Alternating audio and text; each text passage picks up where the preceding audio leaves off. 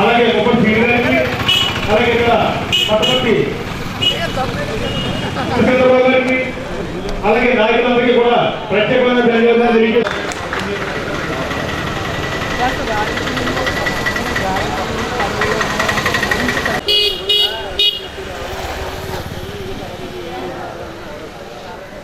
మరి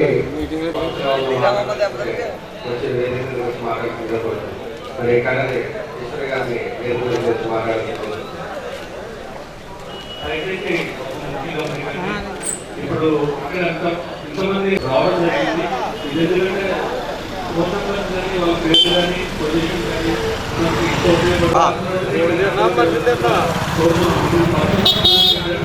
ఒక database related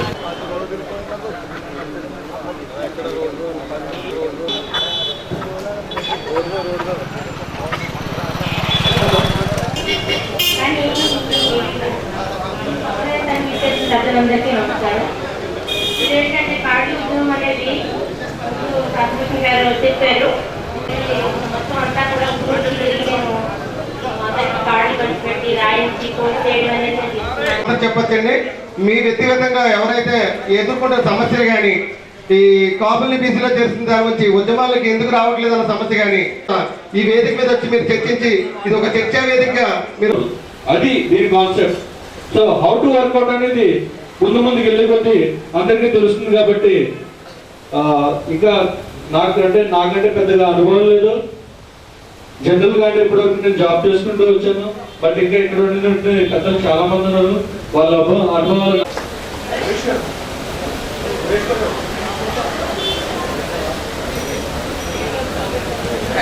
కాపుల్ని బీసీలో చేస్తాను దాని నుంచి పోస్ట్ కార్డు ఉద్యమం ఒకటి మొదలు పెట్టారండి. అది కూడా వాట్సాప్ గ్రూప్ ద్వారా మహిళల ముందు అడుగులో ఉన్నారని చెప్పాలి. ఎందుకంటే ఈ కమలేశ్వరి గారు దాని పోస్ట్ కార్డు ఉద్యమాన్ని ముందు తీసుకెళ్తూ 10 గ్రామాల్లో తిరుగుతూ ఉద్యమాన్ని ముందు తీసుకెళ్తున్నారు. అంటే ఇక్కడ మీ వంతుగా మీ తిరుపతి గ్రామం నుంచి వచ్చిన వాళ్ళు కానీ అలాగే పెద్దలు ఎంపీటీసీలు, జడ్పీటీసీలు, సర్పంచులు మరి వీళ్ళందరూ అనేక మంది ఉన్నారు. కాబట్టి వారి స్థాయిలో మరి పోస్ట్ కార్డు ఉద్యమానికి ముందు తీసుకెళ్ళి ఒక 50 పైసలు ఖర్చు అవుతుంది. కాబట్టి తమ వంతు ఏంటంటే గ్రామ స్థాయిలో మీరు అందరూ కూడా పోస్ట్ కార్డులు కొని వారికి పోస్ట్ చేయించే విధాన్ని మీరు ముందుకు తీసుకెళ్తే బాగుంటుందని మరి ఈ సభాముఖంగా తెలియజేస్తున్నాను. ముందుగా వారికి స్వాగతం పలుకుతున్నామండి. సంసాని బ్రహ్మన్ గారు అనాథవాదం నుంచి వచ్చారు. ఆయన కూడా స్వాగతం పలుకుతున్నామండి. మరి బీసీజేఏసీ సిరిపల్లి నుంచి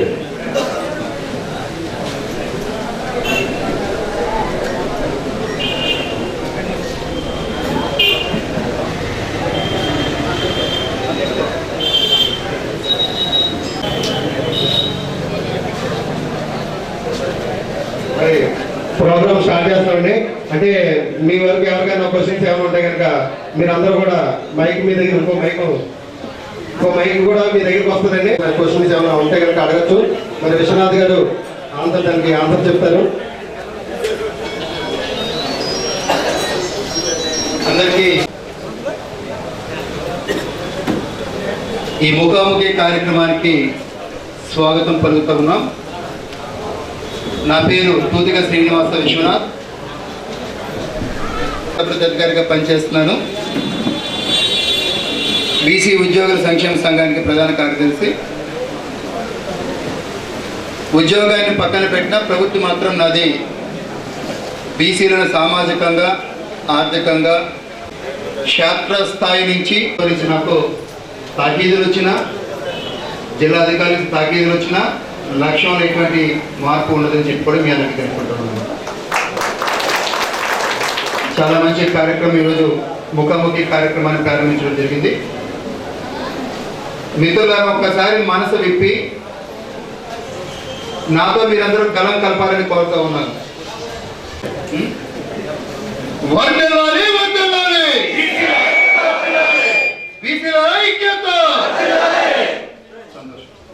పంప రామకృష్ణ గారు, మా అన్నగారు మఠపతి సూర్యచంద్రరావు గారు ప్రధాన కార్యదర్శి, వాసంశెట్టి సుభాష్, దొంగ శ్రీని గారు, గుడాల వెంకటరమణ గారు, బీసీ ఉద్యోగ సంక్షేమ సంఘటన అధ్యక్షులు, మొప్పడి శ్రీనివాస్ గారు, రెడ్డి సురేష్ గారు, పూర్తి ప్రదాత కడలేశ్వర్ గారు, కడలి రామ్ గారు అంటే బుల్లెట్ రామ్ గారు, ఇందాక బుల్లెట్ రామ్ గారు, మఠపతి శ్రీనివాస్ గారు, కొడిపోటి భానుప్రసాద్ గారు, బొక్క చిట్టిబాబు గారు, మఠపతి శ్రీకాంత్ గారు, అందరూ, కడలి భూషణ్ గారు, కడలి వెంకటేశ్వరరావు గారు, మఠపతి మీరా సాహెబ్ గారు, కర్రి పాలతూరు గారు, అందరికీ సోదర సోదరిమణులందరికీ కూడా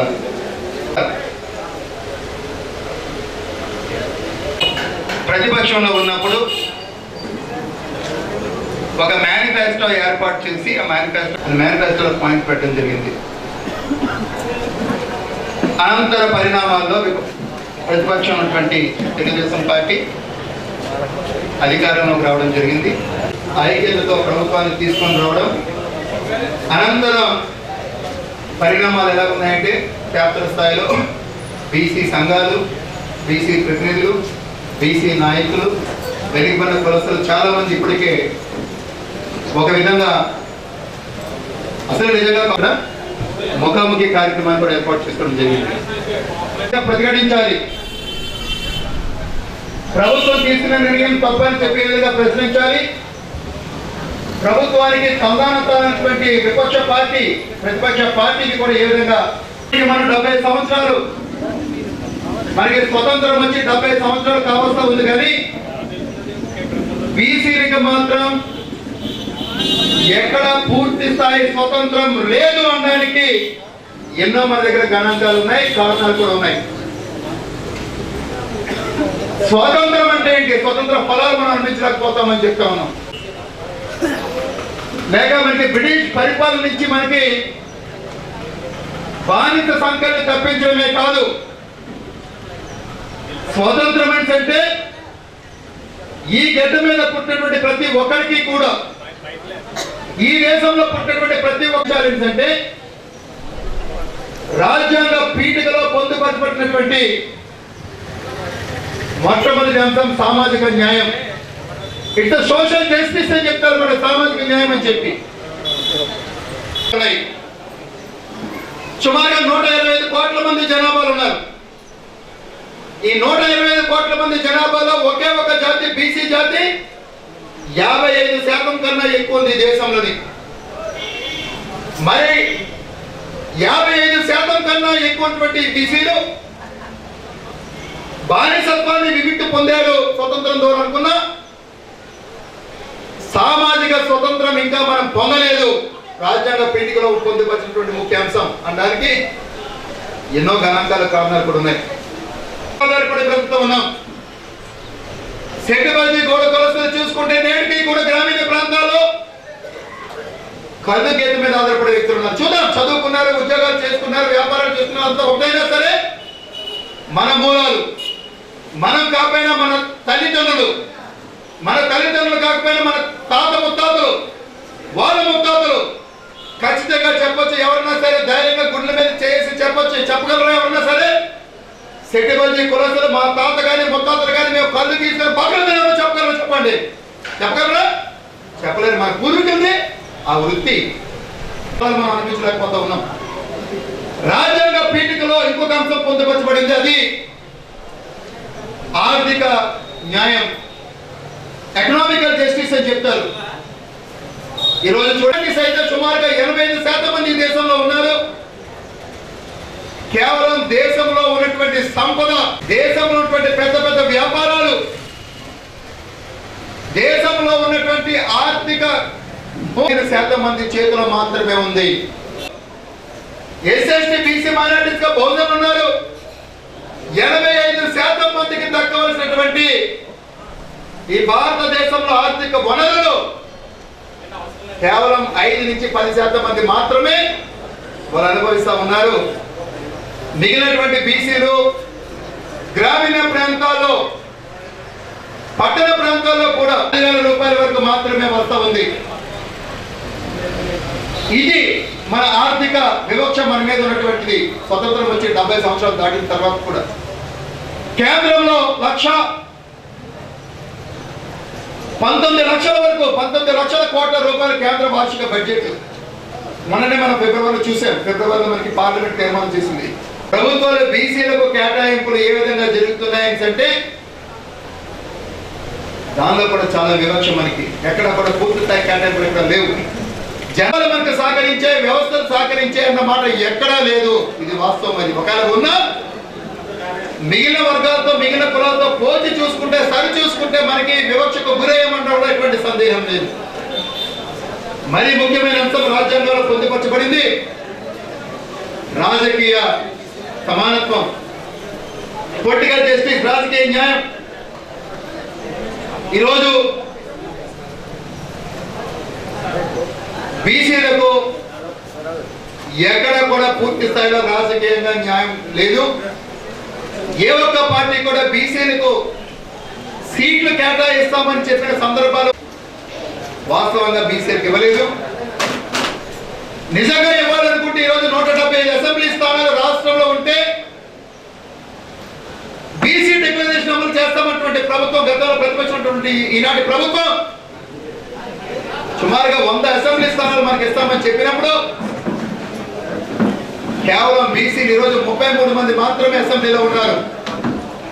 85 ఎమ్మెల్యేలు ఉండవలసినటువంటి మన ఆంధ్రప్రదేశ్ అసెంబ్లీలో కేవలం 33 మంది మాత్రమే ఎమ్మెల్యేలు ఉన్నారని అంటే మరి మన మీద రాజకీయ వివక్ష లేదా? స్వతంత్రం వచ్చింది కొన్ని వర్గాలకు మాత్రమే. స్వతంత్ర ఫలాలు అనుభవిస్తుంది, రాజ్యాంగ ఫలాలు అనుభవిస్తుంది కొన్ని వర్గాలు మాత్రమే. కానీ గ్రామీణ ప్రాంతంలో ఉన్నటువంటి బీసీలు, ముఖ్యంగా బీసీ మహిళలు, బీసీ జనాభా, బీసీ జాతి అన్ని అంశాల్లో మన దేశంలో వివక్షకు గురవుతూ ఉన్నాయి. కాబట్టి ఈరోజు ఆ ఒక్క అంశం మనందరినీ కూడా ఐక్యం చేసుకొని వచ్చి ఇక్కడ కూర్చోడానికి, ఆదివారమైనా సరే కూర్చోడానికి ప్రేరణ కలిగించడంలో ఎటువంటి సందేహం లేదు మిత్రులారా. సుమారుగా 2300 సంవత్సరాల క్రితం ప్లూటో మహాశయుడు ఒక మాట, పౌరులు అసమర్థ నిర్ణయాలు తీసుకుంటే అసమర్థులు పరిపాలన చేస్తారు, అసమర్థులు పరిపాలన చేస్తే సమర్థులు ఎప్పుడూ ఓడిపోతూనే ఉంటారు. ఎంతో జ్ఞానం అటువంటి బీసీలు, ఎన్నో తెలివితేటలు, నైపుణ్యం అటువంటి కులవృత్తి మీద ఆధారపడే బీసీలు, కష్టపడే మనస్తత్వం ఉన్నటువంటి వెనుకబడి కులస్తులు బీసీలు, ఎటువంటి సమస్యలైనా సరే ధైర్యంతో ఎదుర్కొన్నటువంటి బీసీలు, ప్రతి పోయినా సరే జనబలం ఉన్నటువంటి బీసీలు, కొన్ని నిర్ణయాలు పూర్తిగా మనం తీసుకోలేదు. ఒక పార్టీ ఉన్నదలిసిన పార్టీలో బీసీసీ ప్రెసిడెంట్ గా, కార్యదర్శిగా ఉంటారు, కట్టు బానిసలుగా ఉంటూ మన జాతికి న్యాయం చేయకుండా, మన జాతిని ఉద్ధరించడానికి ముందుకు రాకుండా, రావాలనుకున్న రాలేకపోతున్నటువంటి సందర్భాల వల్ల సమర్థత కలిగినటువంటి మన బీసీలు అసమర్థుల పాలకుల వల్ల శాపంగా మారుతున్న మాట వాస్తవం అని చెప్పి మనందరూ గుర్తెరగాలి. కూడా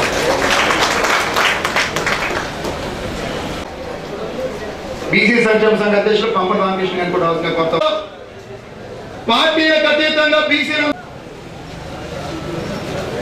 పార్టీలకు అతీతంగా, కులాలకు అతీతంగా, వర్గాలకు అతీతంగా మనందరూ కూడా ఐకమత్యంతో ముందుకు నడగలిగామని చెప్తే రానున్న రోజుల్లో ఆసన్నమైందని చెప్పి అందరూ గ్రహించుకోవాలి. ఎవరైనా సరే దానిలో వితంతులైనా ఎవరైనా సరే ఒకే నినాదం, ఒకే లక్ష్యం, బీసీ ఐక్యతను వర్ధిల్లాలి. ఎట్టి పరిస్థితుల్లో కూడా ప్రభుత్వం తీసుకున్న రాజకీయ నిర్ణయం ఏ ఒక్క కులం కూడా బీసీ రిజర్వేషన్స్ కోసం అని చెప్పి బీసీలో కలవడానికి ముందుకు నడకూడదని చెప్పి ముందుకు నడవాలని చెప్పుకుంటున్నాం. అది మిత్రులారా, ముఖాముఖి కార్యక్రమంలో చాలా మందికి అనుకుంటారు నక్కలేదు. మనందరం కూడా ఒకే డిఎన్ఏ, ఒకే ఫ్యామిలీ మెంబర్. ప్రతి ఒక్కరూ ఏ అనుమానం ఉన్నా సరే అడగవలసిందిగా మేము కోరుతూ కార్యక్రమాన్ని రెడీ చేస్తున్నాం. మరి ఎన్నో విషయం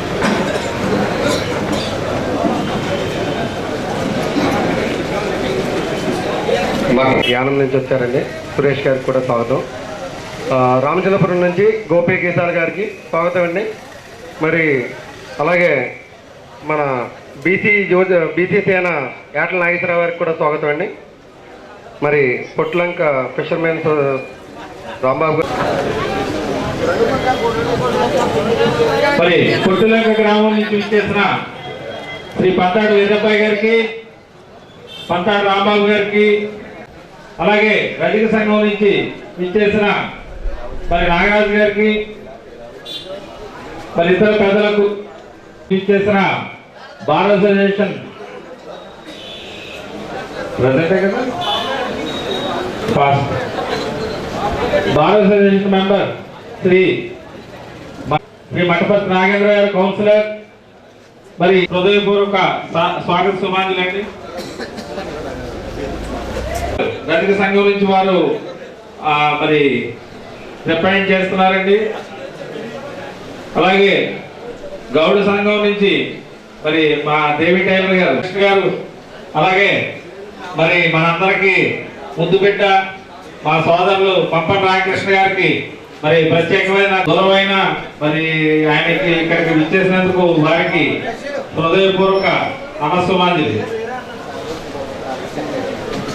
సానబోయి శ్రీనివాస్ గారు ఎంపీటీసీ నుంచి ఇచ్చేశారు, వారికి మా హృదయపూర్వక నమస్కారాలు. అయ్యా దయచేసి రోడ్డు మీద ఉన్న వాళ్ళందరూ లోపలికి రావాల్సిందిగా కోరుతున్నాం. మండల ప్రెసిడెంట్ గారు కడల భూపతి గారికి కూడా స్వాగతం అండి. రెడ్డి రాజు గారికి కూడా స్వాగతం అండి. వేదవతి ఆచార్య గారు మండల ప్రెసిడెంట్ గారికి కూడా స్వాగతం అండి. మరి కార్యక్రమాన్ని ముందు నుంచి విచ్చేసిన పెద్దలు కూడా స్వాగతం అండి. మరి పెద్దలు బయట ఉన్న పీసీ సోదరులందరూ కూడా వేదిక మీదకి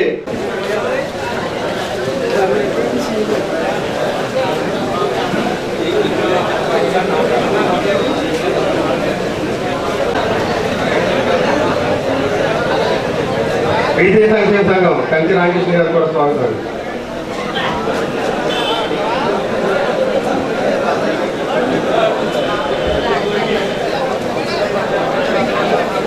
మరి ముఖాముఖి కార్యక్రమాన్ని మొదలు పెడదామని చెప్తే మరి బీసీ సోదరులందరూ కూడా తమ తమ క్వశ్చన్స్ మరి పెద్దలు ఉన్నారు, పెద్దలందరూ కూడా మీరు అడిగి తెలుసుకోవచ్చని చెప్పి చెప్తున్నాం. మీకు ఎవరికైనా మీరు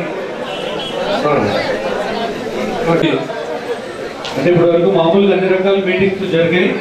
ఇంత జనరల్ గా కాకుండా ఇది ఎక్స్క్లూజివ్లీ ఒక కార్యాచరణ, ఏం చేస్తే బాగుంటుంది అన్న, ఏ వ్యూహంతో ముందుకెళ్ళొచ్చు, ఏ రకంగా ఆలోచించవచ్చు, మనకు ఉన్నటువంటి ప్రాబ్లం ఏంటి, ఏ రకంగా మనం దీన్ని ఆలోచించవచ్చు, ఏ రకంగా ముందుకు తీసుకెళ్ళచ్చు, ఇప్పుడు ఉన్నటువంటి ప్రాబ్లంకి ఏ రకంగా దానిగా వర్కౌట్ చేస్తే బాగుంటుందన్న కాన్సెప్ట్తో ఒక టీంతో ముందుకు రావడం జరిగింది. ఏదైతే మనం వ్యక్తపరచాలనుకుంటున్నామో అది వ్యక్తపరచడం కాకుండా ముందుకు వెళ్ళిపోతూ అందరి దగ్గర రకరకాల వివిధ రకాలైనటువంటి క్వశ్చన్స్ ఉన్నాయండి. సో అది ఒక క్వశ్చనైర్గా మనం ముందుకు మన జనరల్ ఏమైతే మనం అందరికీ సోదరులకి తెలియజేయబోతున్నామో ఆ కార్యక్రమం కాగానే మోస్ట్ ప్రాబబ్లీ ఒక 45 minutes కానీ ఒక 1 hour లో కానీ మొదలు పెడితే చాలా ఉపయోగకరంగా ఉంటుందని మా భావన అండి.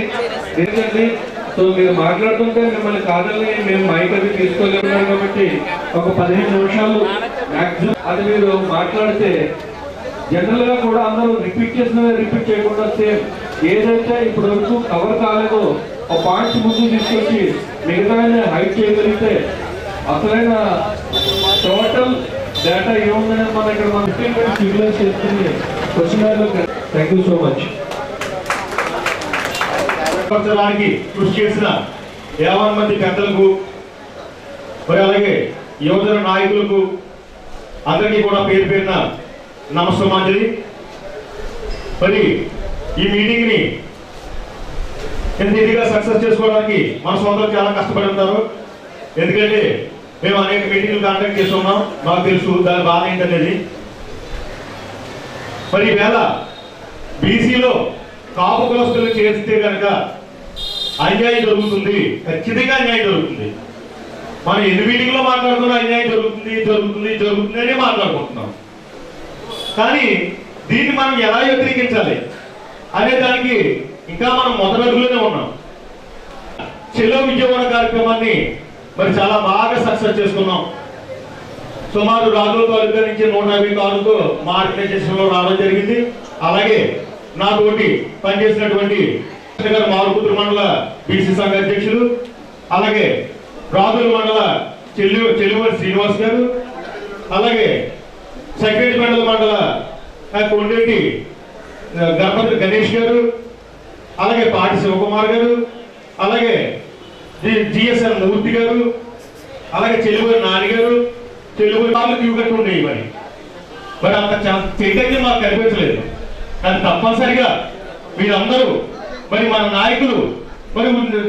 నాయకుల నిర్ణయాల మేరకు మీరంతా మరి దొమ్మేటి గోపాలకృష్ణ గారు కానీ, అలాగే మఠపర్తి గోపాలకృష్ణ గారు కానీ, అలాగే మఠపర్తి మురళీకృష్ణ గారు కానీ, మరి వీళ్ళంతా మరి ఎస్పీ దగ్గర తీసుకుంటారో, మరి డిఎస్పీ గారి దగ్గర తీసుకుంటారో, మరి తప్పనిసరిగా మరి భవిష్యత్తులో రాబోయే 2-3 రోజుల్లోగా మాకు ఆ పర్మిషన్ గారికి ఇప్పించినట్లయితే తప్పనిసరిగా నియోజకవర్గ హెడ్ క్వార్టర్ లో ఒక నిలయ నిరాహార దీక్ష మొదలు పెట్టాలని చెప్పేసి ఈ సభాముఖంగా మేము అనుకుంటున్నాం.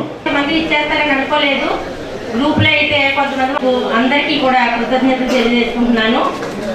అలాగే ఇప్పుడు కాపుల్ని బీసీలో కలుపుతారు అన్న అంశం మీద ఇప్పుడు మనం పెట్టుకున్నాం కాబట్టి, ఇది కాపుల్ని కలుపుతారంటే కాపులు ఎంతమంది ఉన్నారు, బీసీలు ఎంతమంది ఉన్నారో ఒక్కసారి మనం చూసుకుంటే వాళ్ళు చేసే ఐక్యత ఎలాగుంది, మంది ఎలాగుంది అనేది ప్రతి ఒక్కరూ అవగాహన చేసుకుని ఒక్కసారి చూసుకోండి. వాళ్ళ ఐక్యతనికి మనకైతే ఏది తీసుకోదు. అందు గురించి ఐక్యంగా ఉండి ఇది నాది అది నీది అనుకోకుండా అందరూ కూడా ముందుకు వస్తారని ఎందుకంటే అన్ని కులాలు ఉన్నాయి, కానీ ఎంతమంది ఎన్ని కులాలు వచ్చాయి అన్నది ఒక్కసారి మనం అవగాహన చేసుకుందాము. ఇది ఒక చెట్టు బలిజీనే కాదండి, అన్ని కులాలది. నేను వాట్సాప్ గ్రూపుల్లో కూడా చెప్తున్నాను, చెట్టు బలిజీ దయచేసి పెట్టొద్దు. గ్రూపులన్నీ కూడా బీసీ అని అనుకుంటున్నాం కాబట్టి ఎంతమంది వచ్చారు అన్నది ఒకసారి చూసుకొని బీసీలు అందరూ కూడా 130 కులాలు అంటున్నారు. 130 కులాలు కూడా వచ్చాయండి, ఎవరు రాలేదు. ఇక్కడ అందరూ కూడా చెట్టు బలిజీనే కనబడుతున్నారు. తర్వాత కానీ ఒకరికొకరు ఎవరు పిలవలేదు ఎవరిని. దయచేసి ఒక్కటి ఆలోచించుకొని మన బీసీలు ఎంతవరకు చేస్తాము. మన విజయవాడ వెళ్ళాము, అదే విధంగా అనుకున్నామంటే హైదరాబాద్ కూడా వెళ్దాం, వెళ్ళి అక్కడ లెటర్ ఇచ్చి చంద్రబాబు నాయుడు గారికి చెప్పి మరీ వద్దాం. అది మీరందరూ